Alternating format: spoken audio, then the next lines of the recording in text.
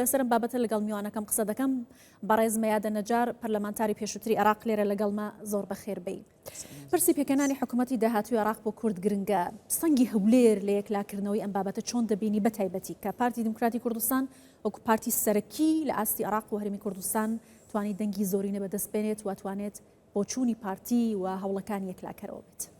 سڵاو ڕێز بۆ بەڕێستان و بینەرە بەڕێزەکان طبعاً پارتی دموکراتی کوردستان ئەوە لە یاد نەکەین کە توانیویەتی زۆرترین دەنگ بەدەست بهێنێت کە سەرووی ملیۆن دەنگە ئەو کارەش تەنها بە پارتی دموکراتی کوردستان دەکرێت هیچ لایەنێک نە لە عێراق و نە لە کوردستان و لە ناوچەکەش دەیتوانیوە ئەو ژمارە زۆرە ئەو متمانە گەورەیە بەدەست بهێنن. بۆیە پارتی دموکراتی کوردستان ئەگەر بەپێی ئەو یاسا ناعادیلانە نادات پەروەرانە نەبووایە ئەوە پارتی دموکراتی کوردستان ژمارەی کورسیەکانیشی زۆر زیاتر دەبوو لە پەرلەمانی عێراق.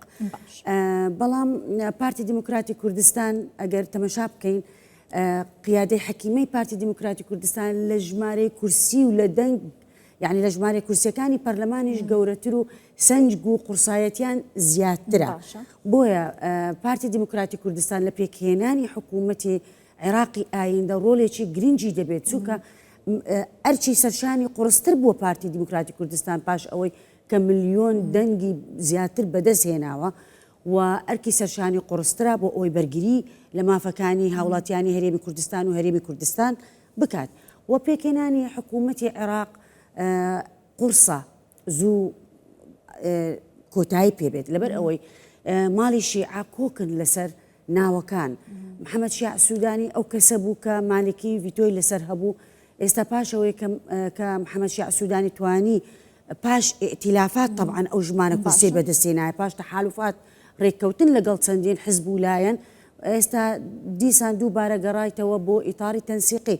ئیتاری تەنسیقی سێ سیناریۆی لە پێشە بۆ پێکهێنانی حکوومەت. یەکەمیان ئەوەیە کە محەممەد شیع سوودانی بربژێر بێت کاندید بێت بۆ پۆستی سەرۆکی حکوومەت بەڵام ئەو متمانەیان بەو کەسایەتیان نەمایە لەبەرەوەی ئیتاری تەنسیقی کێشەی هەرە گەورەی ئەوەیە کە ئەو کەسە هەڵدەبژێردرێت کاندید دەکرێت بۆ پۆستی سەرۆک وەزیران دەبێت طموحی لە ئایندە نەبێت کە حزبێک پێک بهێنێت وەکو محەممەد شیع سوودانی ژمارەیە کورسی بەدەست بهێنێت و بە تەنیا داخلی تەنیا ئەمە یا فشاری دەرەکیشی لەسەر ئەکید فشاری دەرەکیشی لەسرە. ئەگەر هەر کەسایەتیەک هەڵبژێردرا بۆ ئەو پۆستە دەبێت تەوافقی ویلایەتی یەکگرتووە ئەمریکیەکان و تەهرانی لەسەر بێت ڕەزامەندی ئەوانی لەسەر بێت و ڤیتۆیان لەسەر ئەمریکا دەڵێت کە گۆڕانکاری لە حکوومەتی داهاتووی عێراقدا دەکرێت وەکو پێشووتر نابێ ئەوەی کە ئەوانیانەوە دوورخستنەوە میلیشیاکان وەروها کۆمەڵێک مەرج کە ئەمریکا هەیەی پێت وایە ئەمە چۆن دەتوانێت ڕنگ بداتەوە لە پێکەنانی حکوومەتی داهاتووی عێراقدا. بەڕاستی ئەو جارەی پاش ئەو هەڵبژاردنەوە ئەو زەختەی کە لەلایەن ئەمریکاوە دەکرێت بۆ سەر عێراق بۆ ئەوەی عێراق نەبێتە گۆڕەپانی میلیشیاکان و ئەو چەکدارانەی کە لە ئێران نزیکن دەیەوێت دووریان بخاتەوە ئەوە ناتوانێت بمبڕیان بکات بەڵام دەتوانێت کەمیان بکاتەوە و دیموقراتیەت و حکوومەت پێکهێنان و دوورخستنەوەی ئەو لایەنانە پێویستی بەکات هەیە و کاتیش لە لای ئەو وڵاتە زلهێزانە یعنی 10 ساڵ شتێکی زۆر کەمە لەوانەیە لە لای ئێمە 10 ساڵ زۆر بێت خولێکی پەرلەمان دوو خولی پەرلەمان بە شتێکی گەورە دەبینین بەڵام لە لای ئەوانەوە دوو خولی پەرلەمان شتێکی ئاساییە کە بتوانرێت میلیشیاکان لە بڕیاری سیاسی لە عێراق دوور بخرێنەوە ئەگەر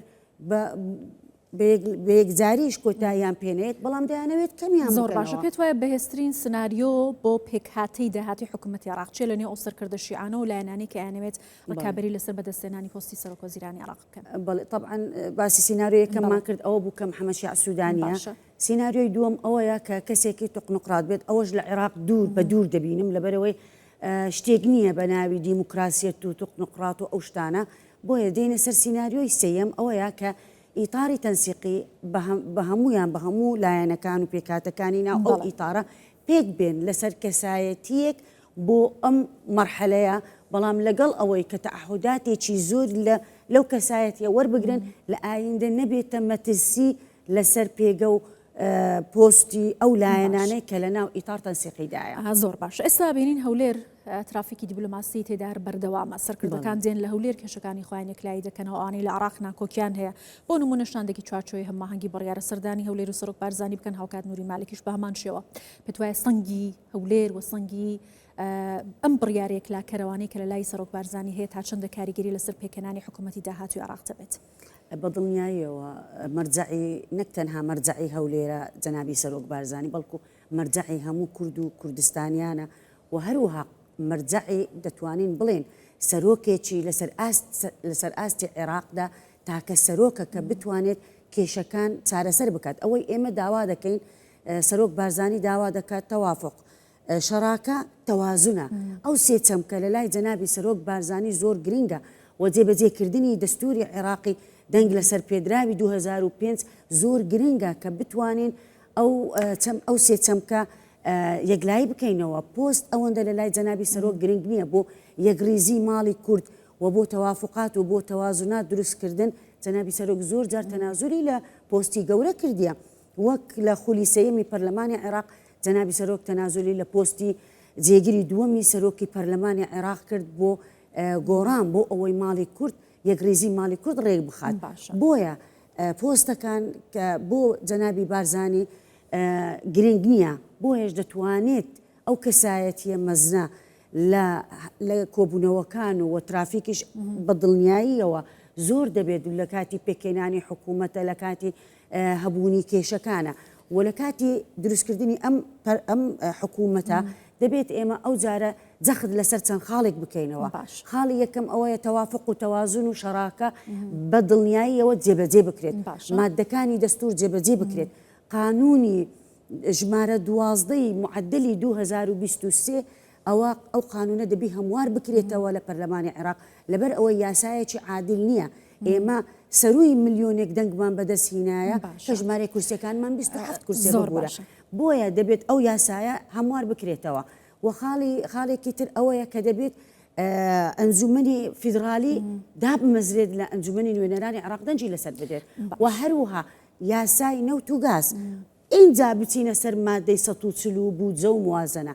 بۆیە دەبێت ئەوانە بنووسین و بە ئیشرافی لایەنی ئومەمی و دووەلی، لەبەرەوەی ئێمە هیچ سقەیەکمان بەو لایەنە عێراقیانە نەمایە.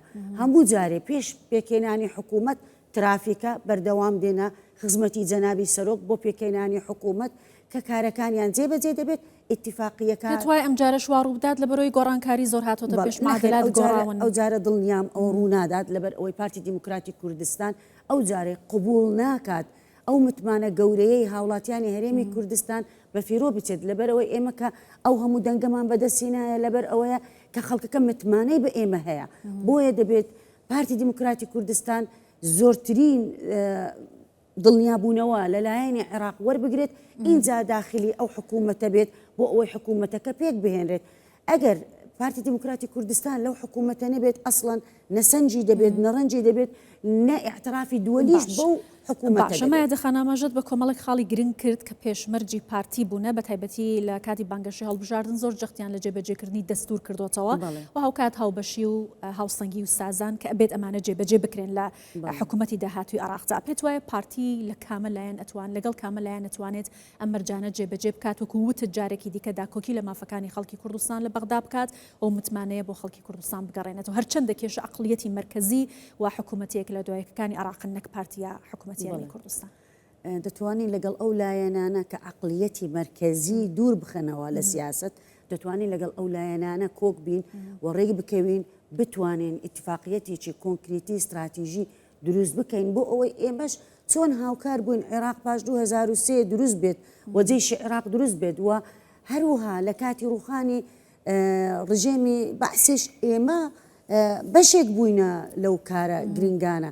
بۆیە دەبێت هەرێمی کوردستان، پارتی دیموکراتی کوردستان بەو هیوایە داخلی ئەو حکوومەتە بێت و کە ئێمە بەشێکی سەرچین لەو وڵاتە و زۆرترین دەنگ نەک تەنها هەرێمی کوردستان متمانەی بە ئێمە هەیە، بەڵکو لە نینەوە زۆرترین دەنگمان بەدەستێنایە کە گەورەترین لە شارەکانی عێراق دەژمێردرێت و جەنابتان دەزانن سونە شیعە منافەسەیەکی زۆر قورسیان لەوێ هەبوو، پارەیەکی خەیاڵی لە نزیکەوە ئاگادارم بەڵێ. لەوێ خەرج کرایە بەڵام بەبێ ئەوەی پارتی دینارێکیش لەوێ سەرف بکات زۆرترین دەنجی بەدەست هێنایە بە پێش شیعە و سوننەکەتیە ئەوە متمانەیەکی گەورەی هاوڵاتیانی عەرەبیشە بە هەرێمی کوردستان و بە جەنابی سەرۆک بارزانیە.